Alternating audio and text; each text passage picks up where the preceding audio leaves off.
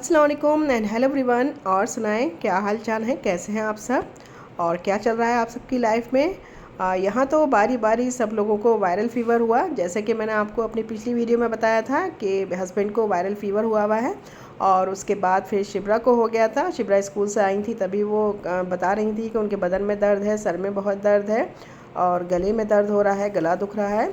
Next day जब मैंने उसको फजर की नमाज़ के लिए उठाया तो उसके गले में काफ़ी दर्द था, तो मैंने उससे कहा कि तुम तयम्मुम करके नमाज़ पढ़ लेना। तो मैं उधर अपने रूम में नमाज़ पढ़ रही थी और ये इधर अपने रूम में आ गई थी तयम्मुम की मिट्टी लेकर, और यहाँ इन्होंने नमाज़ पढ़ी। और उसके बाद जब ये काफ़ी देर तक मेरे पास वापस नहीं आई तो मैं आई हूँ इनको देखने, तो ये यहीं जा नमाज़ पर लेट कर सो गई हैं। मैंने इनको उठाया, इनको काफ़ी फ़ीवर भी है, हरारत हो रही थी इनको। फिर मैंने इनको बीटाडीन गार्गल से गरारे कराए, तो ये बहुत अच्छा रहता है गले की तकलीफ़ में। इससे गले का दर्द, इरिटेशन, ये सब काफ़ी जल्दी ठीक हो जाता है। तो मैंने इनको ये दिया। इसमें आप इक्वल वॉल्यूम में पानी मिलाकर गार्गल करें तो इससे बहुत जल्दी फ़ायदा होता है। इससे इन्होंने गार्गल किया और इसके बाद फिर मैंने इनको एक काढ़ा बना कर दिया। तो मैंने 2 कप पानी लिया था, उसमें 4-5 काली मिर्च डाली और थोड़ी सी जो नई पत्तियाँ होती हैं अमरूद के पौधे की वो डाली हैं, अमरूद की कोंपलें, और थोड़ी सी मैंने इसमें तुलसी की पत्तियाँ डाली हैं और दालचीनी डाली है मैंने थोड़ी सी। और जो मुलैठी होती है वो गले के लिए बहुत फ़ायदेमंद होती है, मुलैठी डाली है मैंने इसमें, और अदरक डाली है, और साथ ही मैंने इसमें एक लौंग भी डाली है। फिर इसको तब तक पकाया जब तक कि 2 कप पानी 1 कप जितना रह गया। फिर इसको छान कर इसमें मैंने 1 कप शहद मिला दिया। तो ये एक बहुत ही अच्छी होम रेमेडी बनकर तैयार हो जाती है जो कि नज़ला, खांसी, ज़ुकाम वगैरह में बहुत फ़ायदा करती है। और ये होम रेमेडी मुझे मेरी खाला ने बताई थी, और मुलैठी और तुलसी वगैरह उन्होंने ही भिजवाई थी, क्योंकि मेरे पास मुलैठी नहीं थी। और जो मेरे यहाँ भी तुलसी लगी हुई है लेकिन उसमें अच्छी तरह से अभी पत्तियाँ नहीं आ रही थी। और इस काढ़े से अल्हम्दुलिल्लाह शिब्रा को काफ़ी फ़ायदा भी हुआ।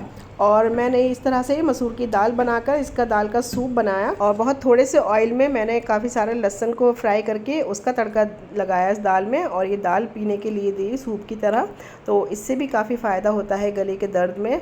और मेरी अम्मी बताया करती थी कि एक उनके टाइम में जो पुराने बहुत फेमस हकीम थे, तो उनका ये बताया हुआ नुस्खा था कि ख़ास तौर से गले के दर्द के लिए उन्होंने बताया हुआ था कि जो मसूर की दाल होती है उसको बॉईल कर लें और उसके पानी से गरारे करें, तो उससे गले की तकलीफ़ में बहुत आराम मिलता है। और इसके साथ साथ हमने शिब्रा को होम्योपैथिक मेडिसिन दी थी। जो शिब्रा के बड़े चाचू हैं, यानी मेरे जो देवर हैं, वो होम्योपैथिक डॉक्टर हैं, तो उनसे दवा ले ली थी। उनकी दवा से भी काफ़ी आराम हुआ इसको। करीब 3-4 दिन लगे शिब्रा की तबीयत थोड़ी बेहतर होने में, और अब अल्हम्दुलिल्लाह ये काफ़ी बेहतर महसूस कर रही हैं। वैसे जो ये वायरल इन्फेक्शन होते हैं, कफ एंड कोल्ड होता है, कम से कम 3-4 दिन तो लेता ही है ठीक होने में। तो ये अपनी मियाद के हिसाब से धीरे धीरे ही जाता है। चाहे आप इसके लिए कोई एंटीबायोटिक भी ले लें तब भी कम से कम 3 दिन तो लग ही जाते हैं। और शिब्रा की तबीयत ख़राब होने की वजह से घर में काफ़ी सन्नाटा और खामोशी सी थी, और जब अल्हम्दुलिल्लाह उनकी तबीयत ठीक हो गई तो वही शरारतें उनकी शुरू हो गई। भाई के साथ खेलना, झगड़ना और चीटिंग करना। मेरे बीच दो। अरे ये तो मेरे है, तुम ये लो। अम्मा देखिए, मैंने चीटिंग नहीं की है। ये मुझसे जबरदस्ती इल्जाम लगा रही कि मैंने चीटिंग की है। तुमने चीटिंग की है शिब्रा? अम्मा आपके पास क्या सबूत है? तुम्हारे पास क्या सबूत है कि तुमने चीटिंग नहीं की है? मेरे पास सबूत है, मेरा मासूम चेहरा। मैंने चीटिंग नहीं की। इस मासूम चेहरे पे शैतान चेहरा लिखा हुआ है। शिब्रा के बाद फिर वायरल ने मुझे अपनी गिरफ्त में ले लिया, और मैंने भी वही ट्रीटमेंट लिया जो मैंने शिब्रा को दिया था, वही सब गार्गल, भपारा और काढ़ा वगैरह।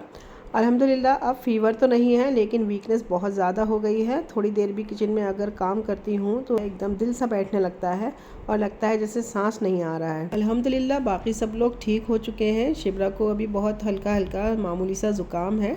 तो बुखार के चलते सब लोग दाल, दलिया और अंडे खा खा कर बोर हो चुके हैं। तो कल मैंने सोचा कि इन लोगों के लिए कुछ ऐसा बना दूं जो टेस्टी हो और साथ में बनाने में भी बहुत आसान हो, जिसको मैं आसानी से बना सकूं। तो मैंने बनाया था ये चिकन स्टू, जो कि बेहद लजीज बना था। सभी लोगों ने बेहद शौक से खाया। इसको मैंने बनाया था मस्टर्ड ऑयल में। तो सबसे पहले मैंने 2 बड़े कपगीर भरकर मस्टर्ड ऑयल को गर्म किया था। जब ऑयल अच्छी तरह से गर्म हो गया तो मैंने इसमें शामिल कर दी 700 ग्राम प्याज। अभी ये प्याज आपको देखने में बहुत ज़्यादा लग रही होगी, लेकिन इसमें वाटर कंटेंट इतना ज़्यादा होता है कि पकने के बाद ये बहुत ज़्यादा रिड्यूस हो जाती है और बिल्कुल थोड़ी रह जाती है। प्याज को स्लाइस करने में शिब्रा ने मेरी हेल्प कर दी थी, क्योंकि प्याज को रफली स्लाइस करना था तो शिवना ने ये काम आसानी से कर लिया।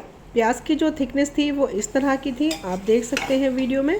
प्याज को हमने बारीक नहीं काटा था, बस ऐसे ही मोटा मोटा कट कर लिया था। ऑयल में शामिल करने के बाद बस मैंने प्याज को एक दो बार ऊपर नीचे किया और फिर उसमें मैंने शामिल कर दिए थे ये खड़े गरम मसाले, जिसमें 1 बड़ा चम्मच भरकर जीरा लिया था, 20-25 के करीब भी काली मिर्च के दाने थे, 2 बड़ी इलायचियाँ और 3-4 छोटी इलायची, 1 फूल जावित्री का और 2-3 इंच का सिनेमन स्टिक का टुकड़ा और करीब 5-6 लौंग, 2 पत्ते तेजपात के लिए थे और 1 दाल के दाने के बराबर जायफल को घिसकर डाला था। करीब 15-20 कलियां लहसुन की ऐसे ही छीलकर साबित डाल दी थी और करीब 3 इंच का अदरक का टुकड़ा बारीक चॉप करके डाला था और करीब 5-6 साबित लाल मिर्च को हाथों से इस तरह से टुकड़ों में तोड़कर डाल दिया था। करीब 1.5-2 चम्मच नमक डाला था और 1 kg चिकन भी मैंने इसमें शामिल कर दिया था। माजरत चाहती हूँ कि ये सब चीजें शामिल करते वक्त गलती से कैमरा पॉज हो गया था, जिसकी वजह से उनकी वीडियो रिकॉर्ड नहीं हो पाई। फिर मैंने इसमें शामिल कर दिया करीब 200 ग्राम दही।